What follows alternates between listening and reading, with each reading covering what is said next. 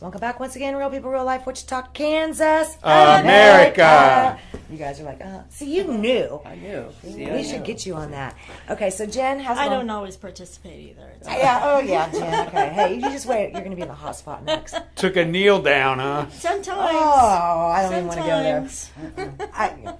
there. Okay, and Julie, my girlfriend from high school, is here. We're going to talk about some toy run action. But before we get there, let's talk about the weather with our fantastic new friend, Bradley, from the National Weather Service. You know, the golf ball looking building. I said it, right? The golf ball looking building on Tyler Road. Yep. That's where you're at. Right over there by Eisenhower National. That's correct. That's right. where we're Okay. at. That's Yeah, right. by the airport. So, and we've been over there for quite a while here in I Wichita. know. We are part of the National Weather Service, part of NOAA, and we are a federal funded agency. You are? So yes, we are. Yes, we are. We're Interesting. part of the federal government and all that is involved with that. So, lucky so your taxpayer money goes to support our agency, and we thank everyone for that. I'm cool supporting your agency then. Wonderful. So One of you. And personally, I've been here for 15 years. I've been here from the National Weather Service, and I love Wichita, and I love everything about it. Right. You can't ask for a better place to work in the weather business than work here in Wichita. Oh my gosh, Because right? of the variety you get. Yeah. Oh yeah. No kidding. We have keep you guys on your toes, quite man. But one thing I've noticed about people in Wichita Yeah. that I love is that people in Wichita are very weather savvy. Oh yeah. What I mean by weather savvy is they know about the weather. They're involved in it, and weather affects everybody's lives. We're going to talk to you about that later. And everybody has indirectly, personally, it affects you. Yes. And so, but I do know that the thing is that everybody in Wichita is very weather savvy. They know what to do when the bad days come, Right. when the severe weather days come. Yeah, go out on the front porch and film it. Yeah. Everybody goes out there and grabs a lawn chair and That's right. grabs a beer out of the refrigerator. Let's bring on the tornado. Yeehaw. Now, we're all familiar with government agency, and you open that. So I want to ask the question. So you guys are directly competing with, say, Channel 3's weather department, or We're not AccuWeather, or Underground Weather, these privately held weather companies? We're not exactly competing. We are actually all of the private agencies and also the TV stations. We're all part of what we call a weather enterprise. Right. The weather enterprise is that we're all in this together when it comes to Right. weather. And we get together every year to talk about these things. And what we do is we supply a lot of the weather information. Right. In the local TV stations, the local radio stations, and even some of the private companies massage our data, take the information we Right. give them. What I mean by data, I mean radar data, I mean observation data, things like that. And then they take that data and they massage it, and then they put it out the way they feel Right. they should to their people Right. and to their focus groups, to their focused audience. Right. We at the National Weather Service, of course, have to be a little bit more general with what we do. Correct. Because we realize that there's a lot of different groups and different agencies that do these kind of things. Right, So, right. if that helps you with that. Yeah. And there's it's not cost. The private sector couldn't eat some of the equipment costs, I wouldn't think. The satellites and the see, pictures. The thing is, we have 122 offices that have weather radars across the United States. Think about all the cost of those weather radars across the United States that are running 24 hours a day, constantly, using power. Our power bill is amazing, by the way. It's Yeah, I don't want to know. but if you think about it, all of those things, all that information is quietly going on while all of you are sleeping. Isn't that cool? So, for instance, I'm a rotating shift worker. Right. So while you all are in your nice, cozy beds at night, I'm there putting out a forecast, watching the weather, making sure everyone's safe. Thank So, you. or I am, or one of the other meteorologists. We have rotating shifts. How long have you been a there's meteorologist? 12. I've been a meteorologist for 26 years. Okay. So, I've been in the National Weather Service for 26 years. So, officially, I've been a meteorologist for probably that long. Yeah. And so, I've been around a while, but I've spent most of my time here in the plains, in the Midwest, and so I've learned to appreciate the weather and what it is. Can I ask you a question? Sure. Okay. If we were planning a big event, I don't know, like this one right here, dated October 28, 2017, the 26th annual Sumner County Toy Run, and we're going to hear more about this in a minute. But if Julie and some of the writers wanted to call the National Weather Service over here on Tyler Road and say, hey, it's Monday. We have a run coming up here in a few days. What's the weather looking like? Can you help with that? Well, the best thing they would do is to, if they want to, we do give out information for specific functions and for specific gatherings. It's part of our decision support activities that we do. The best way to do that is make sure your local emergency managers know about it. And when they know about it, they can be in touch with us to get it on our calendar so we can be aware of it. Are those Sumner County's emergency folks need to get Yes, checked you in? need to talk to James Fair. He's with Emergency Management down there. Well, there and you talk go. to James and let him know that your event is coming, because you're going to have a lot of people that are outdoors. Yes. And that is always our fear when you have people outdoors. And what we can do is we can supply information that he can pass on to you as an organization or a group. Because I assume it's some kind of a toy run or a fun run. And Motorcycles, yes. So, yes, okay. And so those kind of that information would be very valuable to you. Yes. And that is something that the Weather Service is doing a lot more of. Good to Is know. we're trying to, when it comes to outdoor festivals, outdoor Yes, groups, thank like for you. instance the Blocktober thing that happened, those kind of things. They're making us aware of those things. Okay, good. They need to. And what we do is we can get information or generalized information out to them, or weather information, so they can make better decision support decisions. Gotcha. And that's what we're doing a lot more of, and a lot of our focus is. Oh, I think a lot of people could have been saved if we could have done that sooner. So if there are people out there that are planning big events or something like that in the Wichita-Sedgwick County area, you suggest that they first, Yes. contact their folks at the city or county level that's in Yes, charge of. usually the emergency management folks and things like that, and then they can submit information to us so we can get it on our calendars. Okay. And that's one of the best ways that we do. Okay. And because it's not something we can have somebody on site. We're not going to have anybody on site. No, I know. But we can at least give them more information Right. in case weather is going to impact. For instance, you may have a beautiful day on October the 28th, and you may hope have so. beautiful weather, but you need to have plans in place and when also we don't. things in Exactly. place, maybe a few days ahead, a contingency plan in case you don't. For instance, this weekend, Manhattan, the football game, it got delayed 3 times because Right. of weather and lightning. We were riding this weekend on Saturday, and we were fortunate that when we started seeing the lightning, we were almost to our second destination. So we just stayed at our second destination and watched the lightning and the torrential rain. Oh, yeah, and that's not everybody bad. got wet getting back to Wichita. Oh, I know, but Wow. but I guarantee you that they had decision support to make those decisions to call off that game. I'll give you another wonderful example. I was up in Kansas City at a band competition, big giant band competition, and the band competition had all the bands perform in the morning. Then they had their finals in the evening after 5:00. And I kept thinking, there's no way they can do this in the evening. There's no way they can do this in the evening. But they were weather savvy enough to know they called off all the activities at 5:00. The thunderstorms up there started around 4:15, Wow. and they had everybody packed up and left. You're talking about That's a lot of people. 20 bands, That's a 20 lot bands, of over people 500 to people. move. It's over 5,000 people that were at this event. Yeah. But they got all those people packed up and out of there before the lightning started. That's what Wow. decision support is. And give the example of Eureka Oh, and yeah. how you're specific enough now to even come to everybody's phone. Well, the Weather Service, of course, we do issue the warnings. Right. We do issue the severe thunderstorm warnings and the tornado warnings. Right. And that is one of our major jobs. I mean, our major job is to protect life and property. That's our job. And one of those avenues is for tornado warnings. 2 years ago, or a year and a half ago, Eureka, Kansas, we had a tornado that developed to the northwest of Eureka.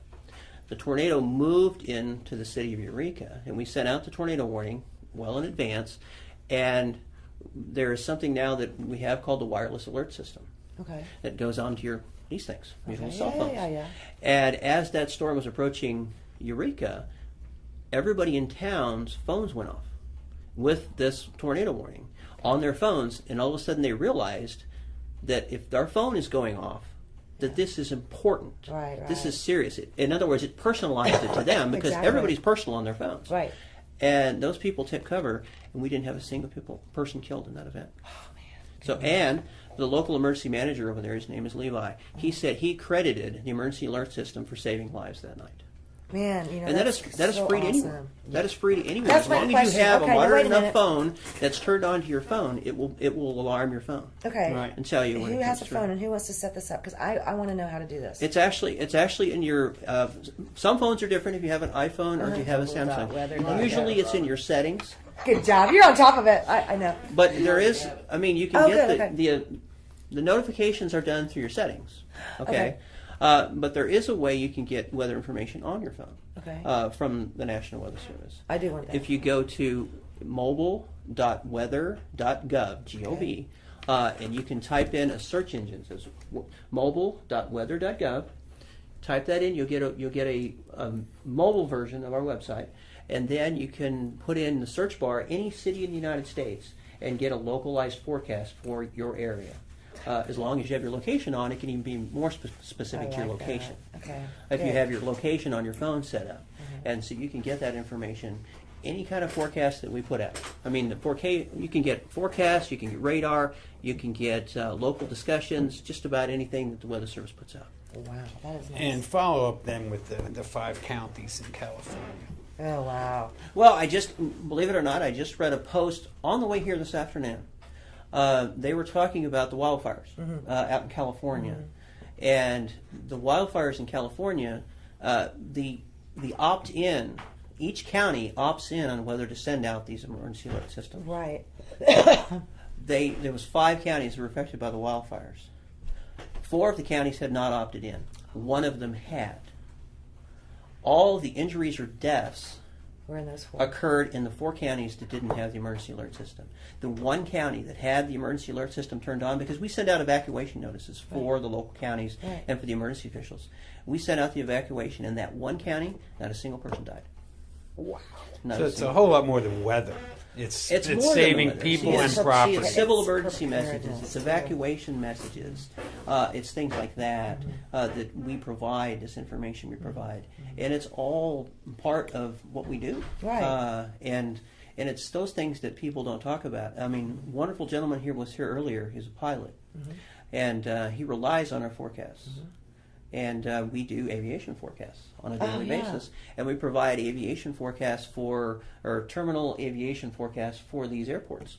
And so we supply that information to these airports that he uses every day. Right. And that's very valuable to Heck him yeah, it is. because Yeah. that keeps him in the air. Right. Keeps him alive. And You don't think yeah. about those kind of things. It's just little things like that. Oh, I think the weather's always been kind of fascinating Yeah. to me. You know, I think it is. You brought up something though, and I want to just touch base on this real quick when we come back because you're screaming at me again. Is that it? Oh, thank you. He said I did. So this same individual alert system then could actually go to every motorcycle in this event in Sumner County. Could. Yes, they could. That's my question. Okay, that's what I wanted to know. That's very. That's cool. true. Yes. Holy That is cow, true. That's cool. It could. I mean, if for instance we issued any kind of a warning for that county that day, but you got to remember too that motorcycles are not just affected by severe weather or tornadoes. It's wind. Rain, lightning, wind. lightning. I mean, it doesn't Flash have to be. flooding, It doesn't all have of to it. be a severe storm to Right. affect them. Right. Because lightning. I mean, lightning is a big threat. Yeah. Also, just even rain. Yeah. Rain She's like, and "Don't accidents know like it." that can affect it too. Right. So it doesn't have to be. So that way they can have the weather information at their hands There you go. and have that information available. Andy, chime in real quick. Pull on up here because I've been wanting to do this one for a minute, and we're going to get back over to the toy run. But we're going to take a couple more minutes and concentrate on the weather. And what I would like to say is that preparedness. Yeah, when you go, Julie. Yes. If you're going to go on a long ride, and what you need, hon? Thank you. If you're going to go like on I don't know, maybe a 2-day ride, and you got everything's packed in the saddlebags, and you want to go and you want to have a nice weekend, and you want to be able to ride and enjoy the wind in your face, all that good stuff. What do you do to prepare? Because you do prepare. Yeah, Correct. oh yes. You don't Yeah, just get it's on the not just a motorcycle matter and go. of what you pack. That's your preparedness. It's you have to map out your route, Thank you. know where your gas stations are, and know what the weather's going to be. Right. Because you can, and a lot of this app would definitely help you because you can do multiple cities in that. Throughout your whole route that you want Right. to travel to. I Right. like that. Yes. Okay. But you would admit that you do prepare yourself, so your equipment, the bike, You prepare before you go and do something. Yes. Do you prepare before you go to work in the morning? I mean, let's okay. If the weather guy, if the weather guy came on in the morning and said it's going to be snowing by 3. I definitely pay attention to the weather on a regular basis because I've lived here my whole life. I know if I may wake up the next morning and it's icy. Or Exactly. That's called being weather savvy. There you go. Yeah. See, and I think that I've we are been through my weather-savvy. fair share of tornadoes. Oh, yeah. That's too. why they say that So- if you don't like the weather in Kansas, wait Wait. 5 minutes and it'll change. True. Yeah. But I think something that has happened way more than I even liked to see in this summer was the hurricanes, the fires, the flooding, the boom, boom, boom, boom, wildfires and floods. I mean, they just have a mind of their own, I think. Forgiving. And they're very, very unforgiving. But don't you think that we should all be a little bit more prepared in our own world? Okay, I travel with, literally we have a medical kit, that, if I break a bone or I need to sew somebody up, and I did take some training for everything in that, but, I keep seeing people that are like, ready to blame somebody else, and sometimes they either blame the weatherman. You guys get blamed a lot, Yes. Occupational hazard. right? But if you know it's winter, you get your winter clothes out. If you know it's summer, you get other stuff out. That leads me to a question though. Let me ask you a question. I'm No, sorry. that's okay. Do you have a kit ready for tornado warnings in case you need to take shelter? Do you Absolutely. have that? Yeah, we Yeah, have that's food. I have Okay. 30 month, 60 months, and 90 months worth of food. Okay. Yeah. Yeah. So you got your food, you got your Yeah. clothes, I'm you not have that your well medical. prepared, but I have a special needs daughter, so we Right. have a bag packed within. We have a main bag packed at all times for me, for mom, for my daughter, for the pets. Right. See, you get it too. Yeah, and we know exactly where all of her medication is. Mm-hmm. It's in a bag. We throw it in the main bag, and we go. Prepared. I don't See, know that's how the thing you about, can that's the pull. thing about special needs kids too, because Yeah. I have He a couple does. of those myself. Yeah. And Crazy. disruption to the routine is huge. It can be. It can Yeah, be huge. absolutely. So part of what you need to do, of course, also too, is practice. Yeah. Is practice that plan because that way it makes it part of their routine, And- and that way they're not surprised about it. Because I know my son has Asperger's syndrome and he hates surprises. Right. Hates surprises and he hates disruptions to his routine. Right. And so to have it part of their routine that they're not surprised by Right. makes things a lot better for them. But I think that's Thank you true for for that. non-special needs people too. There's sure. plenty of us who would greatly benefit from going through a dry run or two. I cannot. I have to be down to my last 7 pills on a 90-day refill till I can get my drugstore to give me a refill. Now, there's, I cannot yeah. prepare for 2 weeks when I'm at the end of it. I can get 90 days for a while, but the countdown doesn't renew till I'm under 7. Right. So some of this is structural, And that's the not inability usually to the prepare. pharmacy, it's the insurance company. Right, that's exactly right. Yeah, you're Yes. right. You're right. So back in like even 3 and 4 years ago, we would see all these prepper shows, preparedness shows, and I'm always kind of curious what were we supposed to be prepping for then because it's gotten even crazier now. But you did learn, and Well, you always want to be prepared. Governor Yeah. Brownback had a zombie preparedness month for the month of Exactly. October because if you're prepared for a quote-unquote zombie, then a natural disaster, a tornado, a hailstorm, power outage, you're prepared for any of that stuff if you're prepared for the zombie apocalypse. That's what sort I of thing. don't And that's kind of the fun understand. thing with it. Yeah. And see, that's part of what I do in my job. Yeah. Also, too, is I go out every year. We do a severe weather presentation to all our counties. It's called Storm Fury on the Plains every year. Right. And I am one of the people, along with Chance Hayes, our warning coordination meteorologist, and I'm one of the people that actually goes out and makes those presentations wow. to make people teach them on how to be safe and how to prepare, and how to be more weather ready. Right. And that's what we want them to be. And so that is one of the things that I do Cool. is that I go out to these counties, and usually I hit. We have 26 counties in our area, and I probably hit 4 or 5 each year. Probably, I'm Yeah. part of it. There's 3 or 4 Yeah. of us that do it, and we do Yeah. a wonderful job. And the local emergency manager in Sedgwick County Yeah. covers a lot of the communities here in Sedgwick County and puts on the same exact presentation that we're Okay, doing. cool. I think it's important. But it shouldn't just be wherever you live. To me, if I'm going to be traveling, to certain places that maybe their weather is different than ours, but I still have somewhat of an idea what the weather's going to be like when I get there. This not being prepared for stuff blows my mind. Can you tell? You used to have in the trunk of your car as well tools if you actually blew a Yeah. tire, if you actually, those are sort of things that was just normal that you would have on a daily basis. Yeah, you're right. People just don't think that far ahead any longer. I don't, yeah. And I'm right there with you. Although I plan a little bit better. When I run out to one case of beer left in the fridge, I'm going to trouble. And how scary is it? How scary is the same car in a parking lot riding on that donut for more than a month? Right. You just go get a spare tire, buddy. Oh my God. But yeah, people aren't ready anymore. My question earlier was, we brought up the floods and the hurricanes and all of that stuff. Is it happening more? Is it happening in different places? Because, I know that stuff has been going on since the beginning of time. Here's the question. Or are we just Is hearing global more warming of it? happening? Yeah. Or are we just hearing more of it? Everybody has their own I opinion think on that. we're hearing more of it. Okay. I think we're hearing more of it, and it's magnified a lot. Okay. It's getting a lot more awareness now, which isn't a bad thing. No. It's a Right. good No. thing. But the question has always been asked to me: are hurricanes getting worse? And I don't know if hurricanes are getting any worse. Actually, if you look at the cycle of hurricanes, they're about the same. Actually, Okay. they've actually been down in the last few years. Because actually, the landfalling hurricane we had this year, Harvey, the first one we had, that was the first one in 12 years that the continental United States had. Okay.